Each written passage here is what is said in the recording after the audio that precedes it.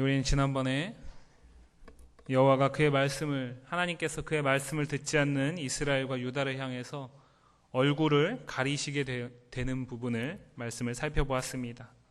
하나님께서 얼굴을 가리신다라는 것은 이제 더 이상 그들을 향한 예언이 멈추는 것이고, 그들은 회복되는 것이 아니라 더 큰 환난과 더 큰 고통 가운데, 심해지는 그 고통 가운데 처하게 될 것이다 라는 것을 우리는 말씀을 통해 보았습니다. 하지만 하나님의 직접적인 선지자를 통한 예언은 그쳤지만 실제적으로 그 당시의 예언은 그치지 않았음 또한 우리는 알 수 있었습니다.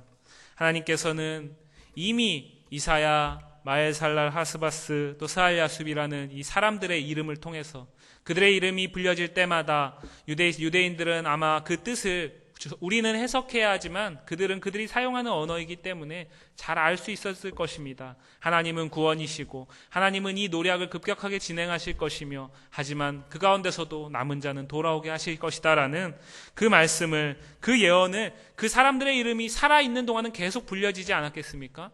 그러면서 그 얼굴을 가리는 여호와지만 여호와의 등을 바라보면서, 하나님의 등을 바라보면서 그 회복의 날을 기대하고 기도하며 기다리는 그러한 유다 백성, 이스라엘 백성, 이사야의 모습을 우리가 살펴보았습니다. 오늘은 이보다 더욱 강력하고 구체적이며 훨씬 임팩트 있는 회복이 오늘 9장 1절부터 7절까지 해서 선포되고 있습니다. 본문 22절은 9장 1절과 완전히 대조적으로 표현되고 있습니다. 22절 보시면 땅을 두루 살펴보아도 온통 흑암과 고통뿐이다 라고 말합니다. 하나님께서 그의 백성을 향해 얼굴을 가리셨기 때문에, 그 땅에는 하나님을 찾는 자가 없었기 때문에, 하나님의 얼굴을 가리신 그 순간 가운데서도 오히려 하나님이 아닌 자기 자신의 뜻을 만족시킬 수 있는 접신하는 자들이나 마술을 행하는 자들을 찾아갔던 것을 8장 말씀은 우리에게 이미 알려주었습니다. 그런 자들을 찾아가면서 문제가 해결되는 것이 아니라 점점 더 극심한 고통과 극심한 환난 가운데 처해 있는 것을 더 깊은 흑암 가운데 빠졌다라고 표현하고 있습니다. 근데 9장 1절은 이렇게 시작합니다. 전에 고통받던 자들에게는 흑암이 없으리로다. 흑암 가운데 처해 있는 자들에게 흑암이 없어진다라는 것을 말하고 있습니다. 우리가 함께 본문을 읽었지만 9장 1절부터 7절까지는 그 회복의 순간을 이들이 잘 알고 있는, 유대인들이 잘 알고 있는 그들의 역사 가운데서 다시 한번 생각나게 하고 다시 한번 하나님을 찾기를, 하나님의 은혜를 구하기를 이들에게 요청하고 있는 본문입니다. 먼저 1절 말씀 보시면, 전에 고통받던 자들은 그 이후에 나오고 있는 멸시를 당한 스불론 땅과 납달리 땅, 그리고 그 뒤에 나오는 해변길과 요단 저쪽 이방의 갈릴리와 같은 의미를 갖습니다. 같다라는 것입니다. 그러니까 저를 향해서 저희 집에서는 아들이라고 부르고, 또 교회에서는 목사님이라고 부르고, 또 제 친구들은 제 이름을 부르지 않겠습니까? 근데 그 다 다른 것이 아니라 같지 않습니까? 그런 것처럼 표현은 다르지만 같다라는 것입니다.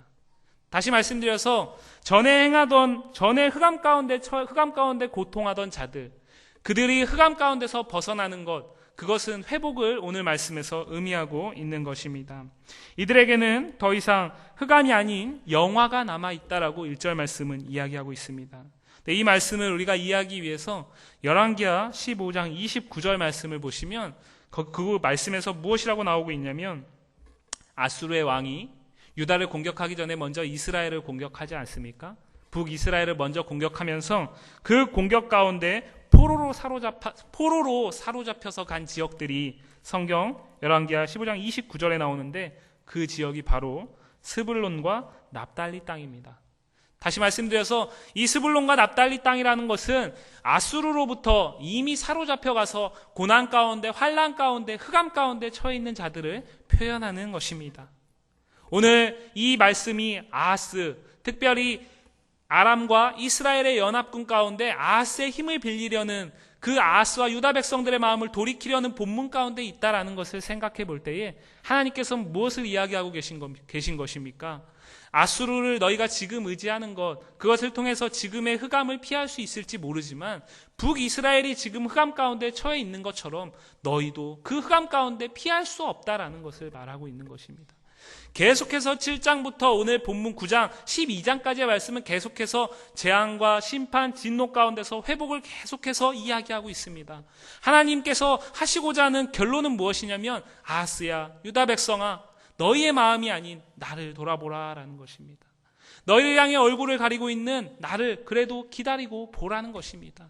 너희가 나를 찾는다면 나는 너희에게 얼굴을 더 이상 가리지 않을 것이다. 너희가 나에게 돌아온다면 나는 약속한 대로 너희를 아수르로부터 이 북이스라엘과 아람의 동맹군으로부터 피하게 할 것이다 라는 것입니다. 2절 말씀은 그렇게 1절에서 회복을 선언하고 있다면 2절 말씀은 회복의 방법을 말하고 있습니다. 9장 2절 말씀 보시면 흑암에 행하던 백성이 큰 빛을 보고 사망의 그늘진 땅에 거주하던 자에게 빛이 비치도다 라고 말하고 있습니다. 흑암 가운데 처해 있는 납달리와 스불론 땅에서 흑암 가운데 처해 있는 자들에게 빛이 비춘다라는 것입니다. 빛이 비추게 되면은 그 땅에 더 이상 흑암이 덮을 수 없게 되지 않겠습니까? 여러분들이 이제 오늘 우리 성도님들이 오늘 집에 가셔서 가볍게 테스트해 볼 수 있는 방법이 있는데 어렸을 때는 해보셨겠지만 지금은 잘 안 하실 텐데 이불 속에 불을 다 끄고 들어가셔가지고 이불 속에서 이불을 딱 덮고 계시면 조그만 빛도 없지 않습니까? 근데 그 가운데서 핸드폰을 딱 켜보시기 바랍니다. 그러면은 그 흑암이 빛으로 이렇게 해소되지 않습니까? 근데 그 빛은 우리가 잠시 껐다 켰다 할 수 있는 빛이지만 오늘 본문에서 말하는 이 빛은 그 흑암으로 표현되고 있는 모든 환난과 역경, 고통과 시험, 그 모든 것들을 일순간에 해소할 수 있는 빛.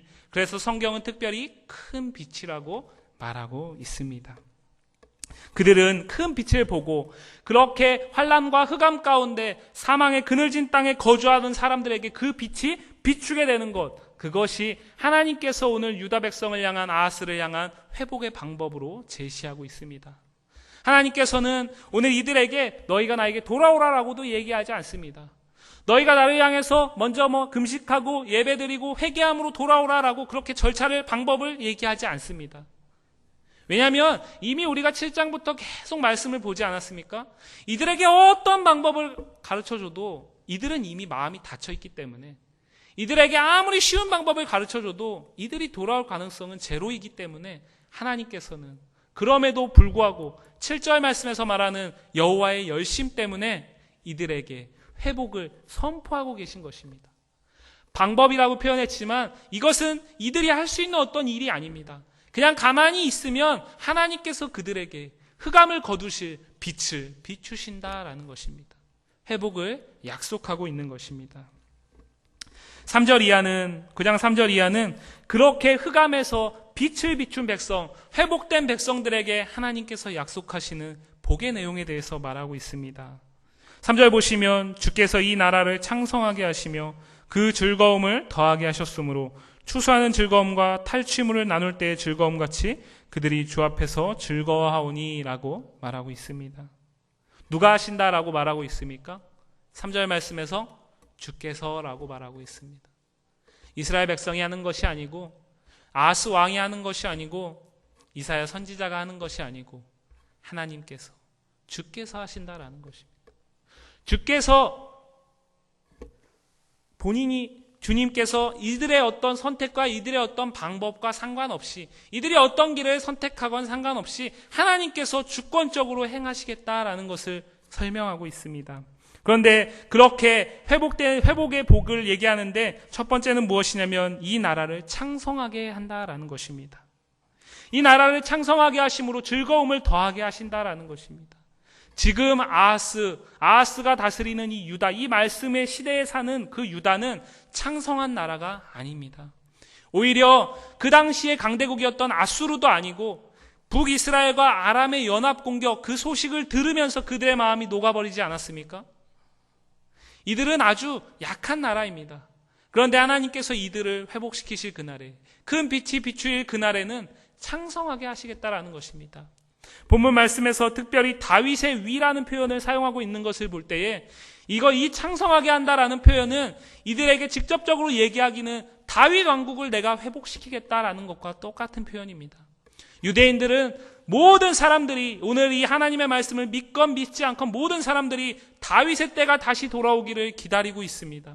그래서 예수님이 약속대로 이 땅에 오셨을 때에도 그들은 예수님을 다윗과 같은 강한 힘을 가진 왕으로 생각했습니다. 하지만 그 예수님이 다윗과 같이 강력한 군대와 강력한 힘으로 통치하는 것이 아니라 오히려 연약함 가운데서 십자가에 달려 돌아가시는 길을 택하자 유대인들은 그들이 기다리던 메시아가 아니라고 예수님을 오히려 그 가운데 내어버리지 않습니까? 믿건 믿지 않건 유대인들에게는 다윗이라는 강력한 군주가 각인되어 있습니다. 하나님께서 오늘 이들에게 그렇게 말씀하는 것입니다. 내가 너희에게 회복의 큰 빛을 비출 때에 너희가 그렇게 기대하고 너희가 그렇게 다시 돌아가고 싶어하는 다윗 왕국과 같은 그 강력한 나라로 창성하게 할 것이다. 그 창성하게 된 나라에 두 가지 즐거움을 주시는데 하나는 추수하는 즐거움이고 하나는 탈취한 것을 나누는 즐거움입니다. 특별히 이 말씀은 우리 민족이 더 잘 이해할 수 있을 것 같습니다. 1910년부터 1945년까지 우리가 역사 가운데 근현대사 가운데 일본의 식민 생활을 겪지 않습니까? 그 당시를 겪은 분도 계시고 그렇지 않은 분도 계시겠지만 우리가 여러 가지 경로를 통해서 알고 있지 않습니까? 일본의 식민지 생활을 겪을 때에 우리나라의 사람들이 그가 열심히 노력하고 심고 뿌린 대로 거둘 수 있었습니까? 거둘 수 없었습니다. 그 가운데서 가장 좋은 것들은 가장 먼저 일본을 통해서 빼앗겼고 정말 도저히 쓸 수 없는 상품 가치가 없는 것들만 남았음을 우리는 알고 있습니다. 추수하는 즐거움이라는 것은 창성한 나라에서만 누릴 수 있는 것입니다. 아수르로부터 지금 이스라엘과 아람의 동맹군으로부터 지금 유다가 무너지게 되면 이 추수하는 즐거움은 더 이상 누릴 수 없습니다. 하박국 선지자는 3장에서 그렇게 말하지 않습니까? 그 바벨론으로부터 침략당하는 그 유다의 그때를 이렇게 표현합니다. 무화과 나무에 열매가 없고 밭에 소출이 없고 외양간에 송아지가 없다. 무화과 나무에 열매가 없고 밭에 소출이 없고 외양간에 송아지가 없으면 거둘 것이 뭐가 있겠습니까? 하나도 없습니다. 오늘 이 말씀을 듣는 이들에게는 도저히 생각할 수 없는 그 복을 하나님께서 주시겠다라는 것입니다. 내가 너희를 회복시키는 것도 내가 하고 너희를 강하게 세우는 것도 내가 하고 너희에게 그 즐거움, 추수의 즐거움, 거둠의 즐거움을 회복시키는 것도 내가 하겠다라는 것입니다. 또 한 가지 탈취물을 나누는 즐거움입니다. 탈취물을 나누는 즐거움은 강대국에서만 누릴 수 있는 즐거움입니다. 강력한 힘이 있어서 다른 나라와의 전쟁 가운데 승리한 나라만이 경험할 수 있는 즐거움입니다. 내가 전쟁에서 승리해서 그 전쟁 가운데 전리품을 취해와가지고 나누는 즐거움.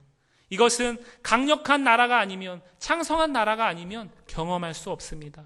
지금 이 말씀을 듣는 유다, 어떻습니까? 그 즐거움을 도저히 생각조차 할 수 없는 때입니다. 그 즐거움을 생각하기는커녕 내가 가진 것들을 빼앗기지 않아야 되는 그 상황 가운데 있습니다. 지난 8장 말씀에서 말씀드렸던 마엘살랄 하스바스, 그때가 머지않은 유다에게 이 말씀은 쉽게 생각할 수 없는 말씀입니다. 그럼에도 불구하고 하나님께서는 그 복을 주시겠다라고 말하고 있습니다. 4절 말씀은 무엇이라고 말합니까? 이는 그들이 무겁게 맨 멍에와 그들의 어깨의 채찍과 그 압제자의 막대기를 주께서 꺾으신다라고 말합니다. 유다 백성들, 아하스의 통치를 받는 유다 백성들에게, 하나님의 택한 백성들에게 지워진 멍에, 그들을 괴롭히고 그들을 핍박하는 어떤 막대기와 채찍, 그 모든 것들이 쓸모없게 하나님께서 꺾으시겠다라는 것입니다. 4절 표현에서도 주께서라고 분명히 말하고 있습니다. 이 모든 일들은 이사야를 통해서 하나님께서 사람을 통해서 하실 일이 아니라 하나님이 자신이 하나님의 택한 백성들의 패역함을 보시고 그들을 심판하시지만 결국에는 회복시키겠다라는 놀라운 선포를 담고 있습니다.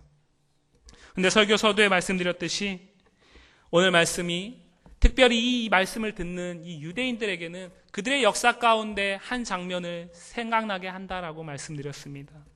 그 장면이 무엇인지 살펴보도록 하겠습니다. 4절 말씀 보시면 미디안의 날과 같이 하셨음이니다라는 표현이 나옵니다. 그리고 5절 말씀에는 어지러이 싸우는 군인들의 신과 피 묻은 겉옷이 불의 섭같이 살라진다라는 표현이 나옵니다. 이 장면은 지금 이 말씀을 듣는 우리에게 혹시 생각나는 사건이 있으십니까? 우리는 한국 사람이니까 그게 좀 어렵습니다. 근데 이 유대인들에게는 이 말씀을 듣는 그 순간에 번뜩 떠오르는 한 사건이 있었습니다. 그 사건은 무엇이냐면 이 하나님의 택한 이스라엘과 미디안의 관계에 대해서 우리가 잠깐 살펴볼 필요가 있는데, 미디안이다라는 것은 아브라함이 그의 후처 그두라를 통해서 낳았던 자녀의 이름 가운데 하나입니다. 다시 말씀드려서 이스라엘과는 친족 관계입니다. 하지만 이스라엘과 친족 관계이지만 역사에서, 구약의 역사를 보시면 계속해서 대립하는 족속 중에 하나가 미디안 족속입니다. 특별히 민수기 25장에서는 발람과 발락, 특별히 발람의 교훈을 통해서, 발람 선지자의 그 꾀임을 통해서 이 이스라엘, 출애굽한 이스라엘들이 범죄하는데 결정적인 역할을 하는 사람들이 미디안 여인들입니다. 미디안 여인들의 유혹을 받고 그 당시에 출애굽한 이스라엘 백성들이 범죄하게 됩니다. 그래서 하나님께서는 그 사건을 기억하시고 민수기 31장에서 모세에게 명령하십니다. 미디안 족속을 쳐라. 그렇게 계속해서 대립하는 족속인데, 특별히 오늘 사건은 어느 사건을 말하고 있는 것이냐면 사사기의 사건을 말합니다. 사사기의 사건 중에 특별히 하나님께서 미디안을 붙이시기 위해서 부른 사사 기드온 시대를 이야기합니다. 사사기 6장과 7장의 본문을 오늘 말씀 2절이 요약하고 있습니다. 사사기 6장 3절 이하를 보시면 이스라엘이 파종하는 때에, 추수하는 때에 미디안이 올라와서 그것들을 빼앗아갔다라고 말합니다. 추수하는 즐거움을 빼앗아갔다라는 것입니다. 오늘 말씀의 회복이 아닌 진노 가운데 처해 있습니다. 그런데 그 가운데서 하나님께서 그들이 그 수탈 가운데, 노략 가운데 하나님을 찾습니다. 하나님을 향해서 부르짖고 하나님을 향해서 하나님 우리를 도와달라고 외칩니다. 그러자 하나님께서 그 미디안으로부터 구원하기 위해서 한 사사를 부르시는데 그 사사가 기드온입니다. 기드온 하면은 무엇이 혹시 생각나는 게 있으십니까? 기드온은 다른 이름이 여룻바알이라는 이름이 있습니다. 특별히 바알과 싸워서 이겼다라는 뜻이 있습니다. 그리고 우리가 주일학교 때부터 계속해서 기드온 하면 생각나는 게 하나 있으셔야 되는데 뭐가 있으십니까? 기드온의 300용사. 기드온의 300용사. 맨 처음엔 32,000명이 있었습니다. 그런데 하나님이 너무 많다. 너네가 이 32,000명 가지고 이기면 너네가 잘나서 이긴 것처럼 생각하지 않겠냐. 그래가지고 정말 남을 사람만 남으라고 얘기합니다. 그러자 10,000명으로 줄어듭니다. 그 다음에 10,000명을 또 줄여서 300명까지 줄입니다. 미디안의 대군을 대적하는데 300명만 있으면 된다라는 것입니다. 기드온의 300용사, 혹시 그들이 어떻게 싸우셨는지 기억하십니까? 총과 칼을 가지고 백병전으로만, 게릴라전으로 이렇게 싸웠습니까? 항아리와 횃불과 한 가지가 더 있는데 나팔. 항아리와 횃불과 나팔. 한 손에는 나팔을 들고 한 손에는 항아리를 들고 그 항아리를 든 손 안에 횃불을 숨겼습니다. 말씀은 이렇게 얘기합니다. 어떤 선생님은 이렇게 가르치시는데, 항아리가 무지하게 커가지고 그 안에 300용사가 숨어 있다가 나팔 소리 듣고서 불을 들고 일어나면서 깨면서 이렇게 나왔다라고 얘기하는데, 말씀은 그렇게 얘기하지 않고 있습니다. 말씀은 한 손은 나팔, 한 손은 횃불을 든 항아리 이렇게 들고 있다가, 그러니까 미디안 군대가 보기에는 이 군대처럼 보이지 않는 거죠. 그러다가 나팔을 불면서 항아리를 깨면서 횃불을 들고 여호와와 기드온의 칼이여라고 외치자 어떤 일이 일어났습니까? 그 횃불 가지고 막 이렇게 불질러 가지고 이겼습니까? 아니면 나팔 가지고 고막을 터지게 해가지고 어떻게 이겼습니까? 그렇죠.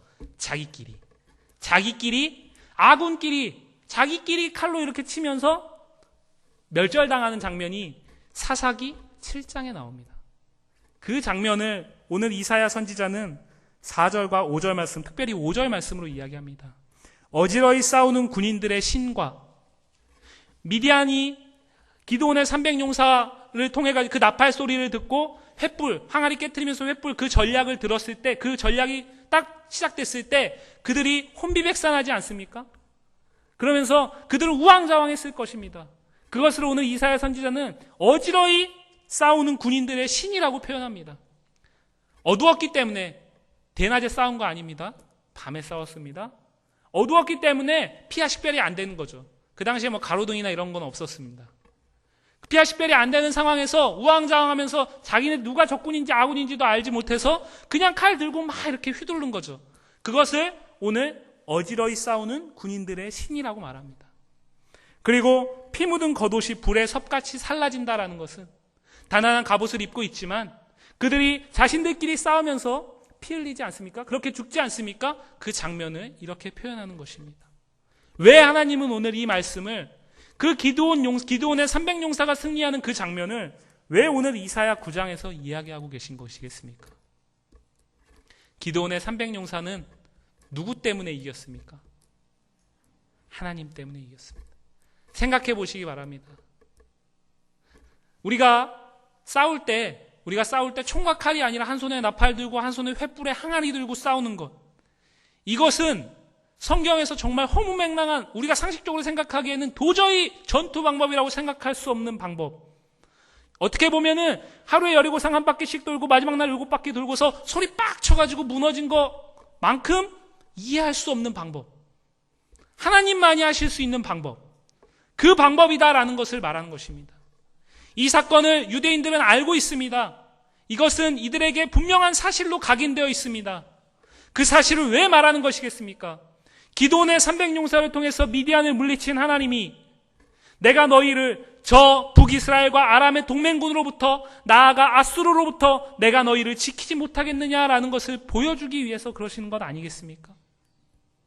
백날 얘기해봤자 안 들으니까 하나님, 거짓말하지 마십시오. 하나님, 나 그거 도저히 믿을 수가 없습니다. 그래가지고 자꾸 이상한 사람들 찾아가니까 하나님께서 너희가 그렇게 못 믿겠으면 자, 내가 보여줄게. 너희가 다 들었지? 예전에 기드온이란 사람 알지? 그 사람이 어떻게 싸웠니? 내가 그들을 통해서 300용사를 통해서 미디안을 어떻게 물리쳤니? 너희가 다 잘 알고 있지 않냐? 그 하나님과 지금 너희에게 말하는 이 하나님이 다른 하나님이냐? 똑같은 하나님 아닙니까? 이 말씀을 듣는 순간 이들은 기드온의 시대를 생각할 수 있었을 것이고, 하나님은 그렇게라도 이들의 마음을 돌이키려고 하신 것입니다. 나는 너희를 미디안으로부터 구원한 내가 지금 너희를 위협하는 북이스라엘과 아람의 동맹군, 나아가 아수르로부터도 내가 너희를 구원하겠다라는 것입니다. 내가 너희를 지키겠다라는 것입니다. 여기에서 끝나면 오늘 말씀은 과거와 현재에 머물게 됩니다.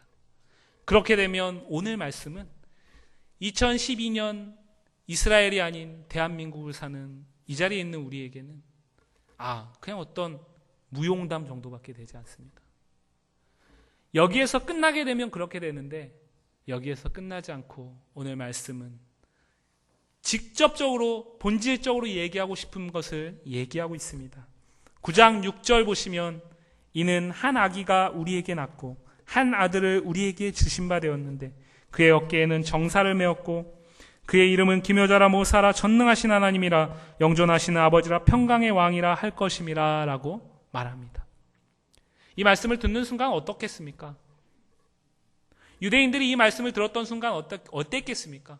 기드온 얘기를 하다가 갑자기 뜬금없이 아기 얘기를 하고, 갑자기 아들 얘기를 하고, 그 아기는 어떤 또 이름이 또 특별히 되게 많고, 이게 좀 뭔가 어리둥절했을 것입니다. 그런데 오늘 이 말씀은 하나님께서 이스라엘 백성에게 궁극적으로 하시고자 하는 얘기입니다.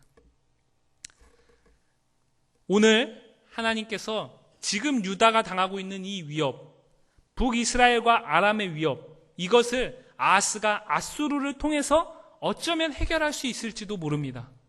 하지만 아수르를 통해서 그 순간의 위기는 모면할 수 있지만, 그 순간의 흑암은 넘어설 수 있지만, 그 순간의 흑암을 넘어선 이후에 이들에겐 다시는 흑암이 찾아오지 않습니까? 우리가 인생을 살면서 우리가 인생 가운데 어떤 고난과 환난과 역경 가운데 처할 수 있습니다. 그 가운데 어떤 때에는 내가 가진 방법과 내가 가진 시간과 내가 가진 사람, 내가 가진 물질을 통해서 해결할 수도 있습니다. 하지만 그 다음에 다시는 내 인생에 환난과 역경은 없습니까? 그렇지 않습니다. 그렇지 않기 때문에 하나님께서는 궁극적이고 본질적인 회복을 이야기하셔야 됩니다. 그렇지 않으면 하나님은 어느 순간에만 필요한 나를 위한 하나님밖에 되지 않기 때문입니다. 무슨 얘기인지 이해가십니까? 오늘 말씀 6절 말씀에 한 아기와 한 아들이 누구인지 우리 너무 잘 알고 있습니다. 이미 아하스는 7장 14절에서 들었습니다. 임마누엘입니다. 예수 그리스도를 의미합니다. 그런데 오늘은 임마누엘이라는 이름을 사용하지 않고 무슨 이름을 사용하고 있습니까? 그의 어깨에는 정사를 맸다라고 말합니다. 여기서 말하는 정사는 지배를 말합니다. 다시 말해서 왕권을 이야기합니다. 하나님께서 통치하시는 분으로 오신다라는 것입니다.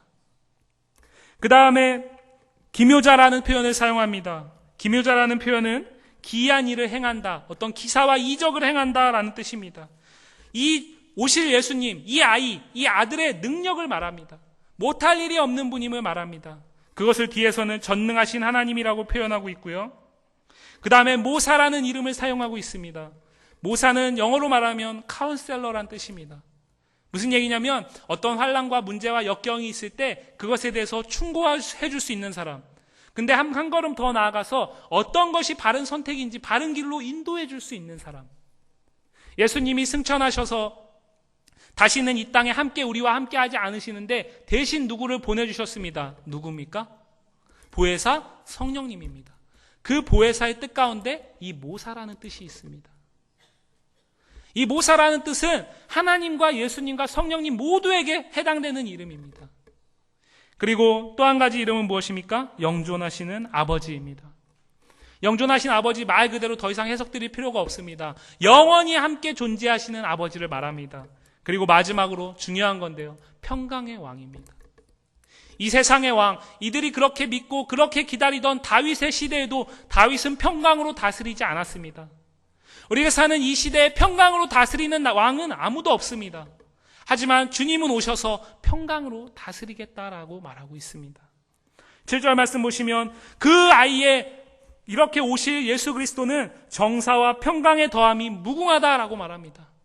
어떤 때에만 평강할 수 있는 분이 아니고 어떤 때에만 통치하실 수 있는 분이 아니고 그 통치는 지금부터, 아니 이들이 이스라엘이 함께했던 그들의 과거의 역사부터 주님이 다시 오실 그날, 그 이후 우리가 천국에서 함께할 그날까지 영원 무궁토록 함께한다라는 것을 말합니다. 이것은 일시적인 것이 아닙니다. 잠깐 흑암을 넘어서는 수단이 아니라 영원히 우리와 함께하는 예수 그리스도, 예수님의 은혜를 말하고 있습니다. 그의 나라가 다윗의 왕자와 그의 나라에 군림하여 평강으로 군림하신다라는 것입니다. 이것을 이사야와 동시대의 사람인 미가는 어떻게 표현하고 있냐면 미가서는 이렇게 말하고 있습니다. 칼을 쳐서 보습을 만들고 창을 쳐서 낫을 만들 것이며 이 나라와 저 나라가 다시는 전쟁을 하지 않을 것이다 라고 말합니다. 우리가 속한 이 시대, 얼마 전에도 팔레스타인 지역에서 이스라엘과 팔레스타인이 싸우지 않았습니까? 이 시대에는 조그만 이해관계, 조금만 힘의 논리가 한쪽으로 치우치게 되면 언제든지 서로 빼앗고 빼앗을 수 있는 전쟁이 있을 수밖에 없는 시대입니다. 그런 시대에는 칼과 창이 필요한 시대입니다. 하지만 평강의 주님께서 와서 다스리실 그 메시아의 통치의 시대에는 칼과 창이 필요가 없습니다. 그렇기 때문에 이 칼을 쳐서 보습을 만들고 창을 쳐서 낫을 만들어서 농기구로 사용할 수 있는 시대입니다. 내가 농기구로 만들어도 전혀 두려움이 없고 전혀 염려가 없을 만큼, 왜냐하면 더 이상 전쟁이 없을 거기 때문에 칼과 창이 필요 없는 시대, 그 시대가 예수님께서 다스리는 시대입니다. 오늘 말씀이 그렇게 한 단계 더 나아가서 우리에게 메시아의 영원한 통치를 이야기하고 있다라고 생각해 보시면 9장 1절 말씀에서 해변길과 요단 저쪽에 이방의 갈릴리를 영화롭게 하신다라는 이 표현이 신약성경 마태복음 4장 13절에 사용됩니다. 4장 13절에서는 어떤 일이 일어나고 있냐면 예수님께서 공생애를 시작하시면서 세례 요한을 통해서 세례받는 그 장면입니다. 그 장면, 예수님의 그 사역이 시작되는 그곳이 어디냐면 오늘 9장 1절에서 말하는 해변길과 요단 저쪽 이방의 갈릴리 지역입니다. 무슨 말씀입니까? 이 말씀은 가깝게는 과거의 기드온의 시대를 생각하게 합니다. 그리고 바로 현재 북이스라엘과 아람의 위협 가운데 힘들어하고 고난 가운데 흑암에 빠져 있는 유다에게 이 말씀을 주는 말씀입니다. 하지만 본질적으로는 나아가서 예수 그리스도의 시대를 이야기하고 있습니다. 예수님의 시대에 예수님은 어떻게 통치하셨습니까? 예수님이 이 땅에 오셔서 어떻게 사역하셨습니까? 그분의 사역의 시대를 우리는 복음서를 통해서 알 수 있는데 예수님께서는 어떤 권위로 통치하지 않으셨습니다. 만약에 예수님께서 그렇게 하셨다면 예수님은 십자가에 달려 돌아가지 않으셨을 것입니다. 사탄이 얘기한 것처럼 예수님은 얼마든지 순식간에 그 모든 사람들을 멸하실 수 있는 능력 있는 예수님이십니다. 하나님이십니다. 그럼에도 불구하고 예수님께서는 그렇게 하지 않으셨습니다. 한마디 변명도 하지 않으셨고 도수장에 끌려가는 양처럼 묵묵히 그냥 따라가셨습니다. 그리고 십자가를 지셨습니다. 사람들이 보기에는 그 예수님을 십자가에 못 박게 한 유대인들이 보기에는 참으로 비참하고 참으로 허무한 죽음이었을 것입니다. 죽이고 나서 그들은 생각했을 것입니다. 그렇지, 우리가 기다리는 그 다윗의 시대에 그 메시아라면 저렇게 힘없이 죽지 않았겠지. 하지만 그 힘없는 죽음 가운데 하나님께서는 하나님의 열심을 시작하셨다라는 것을 우리는 기억해야 합니다. 그 은혜를 힘입어서 우리가 이 자리에 있는 것입니다. 그 은혜를 힘입어서 우리가 죄로부터 사함을 받고 더 이상 죄는 짓지만 죄인이 아니고 의롭다 칭함을 받을 수 있게 된 것입니다. 그 예수님의 통치, 그 통치가 주님이 영원히 통치할 그 나라에는 평강으로 다스릴 그 나라가 임하겠다라는 것입니다. 오늘 말씀은 우리에게 그것을 이야기하고 있습니다. 사랑하는 성도 여러분, 흑암은 다른 것이 아닙니다. 우리는 이 세상을 살면서 저마다의 문제와 저마다의 염려, 저마다의 고난이 있습니다. 자녀를 둔 가정에는 고3 이번 수능을 혹시라도 잘 못 치른 아이들이 있으면 그 아이가 어떻게 대학을 갈 수 있을까가 염려와 문제가 될 수 있습니다. 또 혼기를 넘은 자녀들이 있으면 그것 때문에 또 염려하고 고민하실 수 있습니다. 또 경제적으로 어떤 사업 가운데 어려움이 있으면 그것 때문에 염려할 수 있습니다. 하지만 오늘 본문에서 이야기하는 흑암은 다른 것이 아닙니다. 흑암은 빛이 없는 것입니다. 빛과 흑암은 공존할 수 없습니다. 빛과 흑암은 절대로 같이 있을 수 없습니다. 흑암 가운데는 빛이 거할 수 없고 빛 가운데는 흑암이 거할 수 없습니다. 빛은 다른 것이 아니라 예수 그리스도 자신을 이야기합니다. 요한일서는 이야기합니다. 예수님은 빛이시다라고 말합니다. 사도 요한은 자신이 쓴 요한복음과 요한서신에서 예수님이 곧 빛이다라고 말합니다. 예수님이 빛이면 예수님이 없는 곳이 곧 흑암 아니겠습니까? 예수 그리스도를 믿지 않는 것이 곧 흑암입니다. 예수님을 믿지 않는 나라, 그곳이 흑암입니다. 예수님을 믿지 않는 백성, 그 사람이 흑암입니다. 그 흑암은 빛이 있을 수 없습니다. 그런데 하나님의 열심은 그 흑암을 빛을 비추시겠다라고 말하고 있는 것입니다. 그 빛이 비춰지지 않았다면 우리는 빛에 거한 자이겠습니까? 흑암에 있는 자이겠습니까? 흑암에 있는 자입니다. 그 빛 때문에 흑암에서 빛으로 우리를 옮기셨기 때문에, 아니 흑암을 빛으로 비추셔서 예수님께서 빛이 되셔서 우리에게 흑암이 아닌 빛을 보게 하셨기 때문에 우리가 이 자리에 있는 것 아니겠습니까? 그것을 기억하시기 바랍니다. 고난과 염려, 환경 가운데, 삶 가운데 어떤 문제가 없는 사람은 없습니다. 하지만 그 가운데서도 그 문제가, 그 염려가, 그 고난이, 그 고통이 우리에게 영원한 깊은 흑암이 되지 않으려면 예수님을 붙잡고 있어야 됩니다. 예수님만 붙잡고 있으면 우리는 흑암이 아닌 문제 가운데서도 빛을 볼 수 있습니다. 염려 가운데서도 빛을 볼 수 있습니다. 하지만 예수님을 붙잡고 있지 않으면 혹여라도 내가 일시적으로 내 방법으로 문제가 해결되고 고난과 역경을 넘어설 수 있다 하더라도 그것은 해결되고 회복이 아니라 일시적인 회복일 뿐 더 큰 흑암으로 깊이 빠져드는 것입니다. 그렇기 때문에 우리에게는 예수님이 전부가 되어야 하는 것입니다. 예수님은 그것을 다른 말로 예수님의 제자가 되는 것이라고 말합니다. 예수님의 제자가 되는 방법, 성경은 우리에게 세 가지를 말하고 있습니다. 먼저 자기를 부인해라. 그 다음에 자기 십자가를 져라. 그 다음에 나를 쫓으라. 나를 부인하고 내 십자가를 지는 것, 그것은 쉬운 일이 아닙니다. 그것은 우리에게 복된 길이 아닙니다. 세상 사람들이 보기에는 힘들고 어려울 수 있는 길입니다. 하지만 주님께서는 그것이 흑암에서 빛으로 옮길 수 있는 유일한 길이라고 말하고 있습니다. 그렇기 때문에 우리가 이 자리에 있는 것 아니겠습니까? 주일날 이 시간에 피곤한 몸을 이끌고 이 자리에 있는 것 아니겠습니까? 이른 아침부터 예배하면서 하나님의 말씀을 듣고 하나님께 찬양하며 기도하면서 영광 돌리기 위해 이 자리에 있는 것 아니겠습니까? 그렇기 때문에 우리가 이 자리에 있는 줄 믿습니다. 그것에서 끝나지 않습니다. 사랑하는 성도 여러분, 예수님이 빛이면 우리는 무엇이겠습니까? 빛의 자녀이고 빛의 증인입니다. 빛을 본 사람만이 그 빛을 증거할 수 있는 것 아니겠습니까? 여전히 세상을 돌아보시며 흑암 가운데 사는 사람들이 너무나 많이 있습니다. 그 사람들에게 흑암에서 빛으로 인도할 수 있으려면 빛을 본 우리가 빛의 증인이 돼서 그들에게 예수님, 빛 대신 예수님을 증거할 수 있어야 되는 것입니다.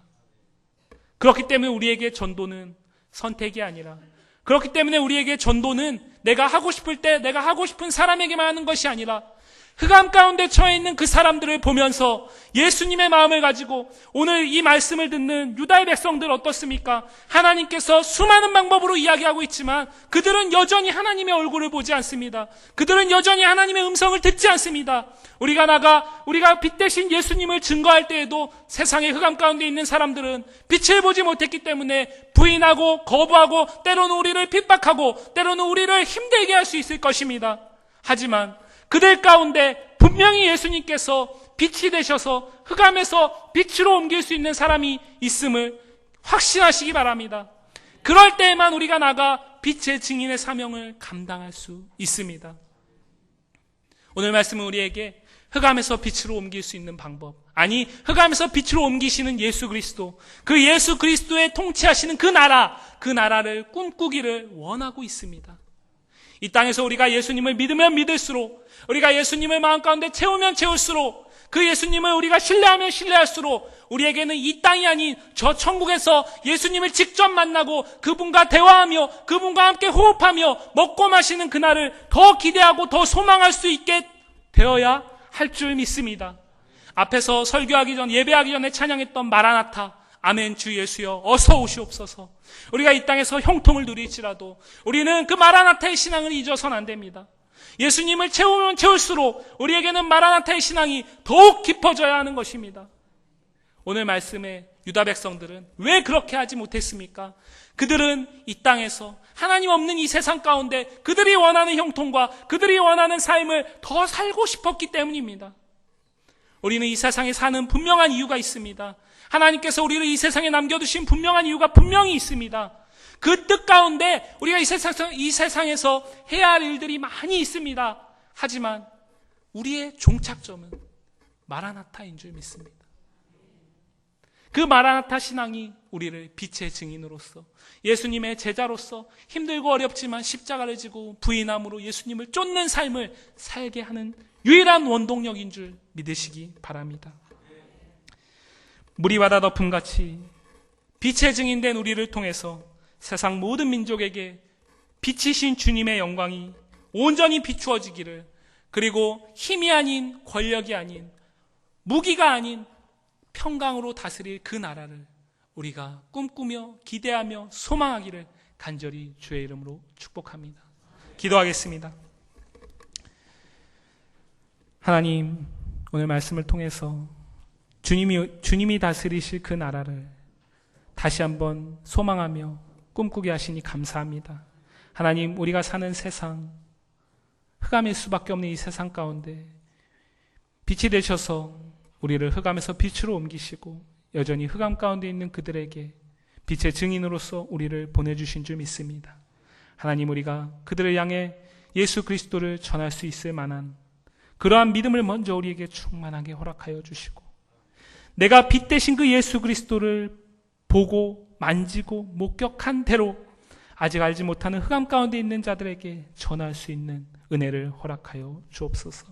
하나님, 그러나 우리가 이 땅에 머물지 않길 원합니다. 우리의 영원한 꿈과 소망은 저 천국에 있는 것인 줄 아오니 우리에게 이 땅에서의 삶이 형통해지면 형통해질수록, 예수 그리스도의 은혜가 채워져서 감사가 넘치면 넘칠수록, 기쁨이 더해지면 더해질수록 저 천국을 소망할 수 있도록 주님 은혜 베풀어 주옵소서. 감사하며 예수님 이름으로 기도합니다. 아멘.